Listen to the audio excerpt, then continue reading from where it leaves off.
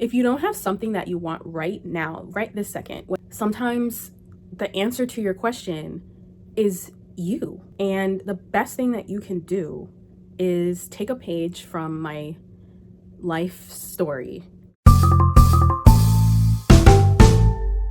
I was reflecting on my life and how if God had given me what I wanted when I wanted it, I most likely would have been more damaged than I am now. I wanted to be married since I was 18, but in hindsight, now that I'm 35, if God would have given me what I wanted, because I didn't know everything about myself that God knew, and I still don't know everything about myself that God knows, but I know a little bit more about myself now. And because I didn't know what I didn't know, I did not know that, I had codependency issues. With codependency, unfortunately, I did have emotional issues that stemmed from things that just happened when I was young and innocent, right? And because of that, I have to be super aware of where my loyalties lie, right? And I have to be super aware of the energy that's around me, because you have manipulative personalities, or you have personalities that are not considerate to your space and to your energy and to your needs and your desires. Those are not safe people, right? And a person who is a little more emotionally healthy would say, this person is like not listening to me. But a person who's not as emotionally healthy would try to adapt. Adapt to what? That we don't adapt to abuse. We're not adapting to that. But when your reality is skewed about what you should and should not accept from a young age, it opens you up to emotional abuse as an adult.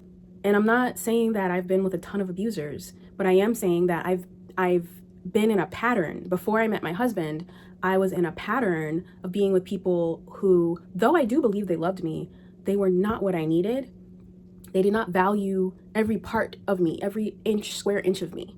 My emotional needs, my mental needs, my spiritual needs, just my desire to have fun, live a life, to be heard, to be seen.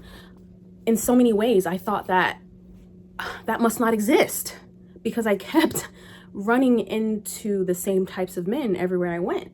Didn't matter where I was, in church, outside of church, at the club. At the time, I used to go to the club, because that's where I was in my spiritual journey. We'll get to that another day. It didn't matter, like I said, if I was in church or if I was in the club, I met the same kind of guy. They just weren't what I needed. And I figured there's something wrong with me. You know what I mean? And there was. But it wasn't because I wasn't deserving. It wasn't because, oh, I'm too quiet. I'm not enough. I kept thinking I'm just not enough. That's what's wrong with me. No. I'm missing some things, but I am enough. I need to get some things that God's trying to give me to fill some spaces, some holes first. But people who went through certain things during their childhood have a tendency to have these things manifest in adulthood.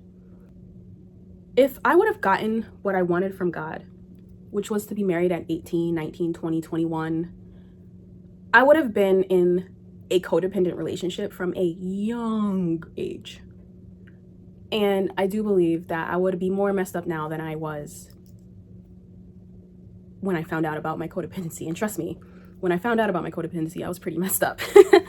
I want to encourage you, because though the pain of not having what I wanted, I could not compare that to anything else. It's not like I could say, well, I know that I would have had more pain. Like at that time, I couldn't say that. Like at the time of being like, I'm tired of being alone. I want my person. Like I want the person that I can enjoy my life with and all this stuff like that.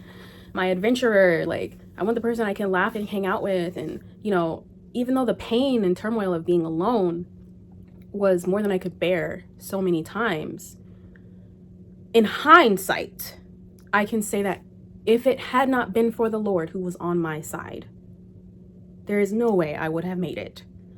Because he knew me before I was formed in my mother's womb. And he knew that I was going to have some issues going forward, and that these particular set of issues would set me up for a really rocky road in life. if I were to date anyone without being healed, without, and I'm not saying I'm fully healed, but I'm saying that I am aware and I am in a lot better place mentally and emotionally, and was able to be upfront with my husband when we were dating. Hey, I'm codependent. This is what this means, and let me explain it to you. And I could see his reaction, and I could see his concern, and I could see him trying to understand, and I could see how he wanted to be a safe person for me.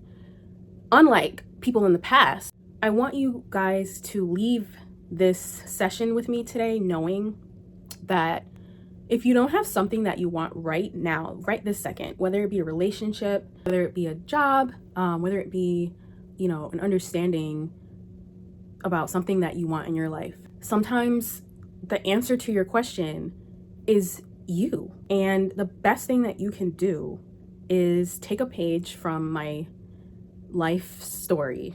I'm still healing, but I am so much better on the other side of it.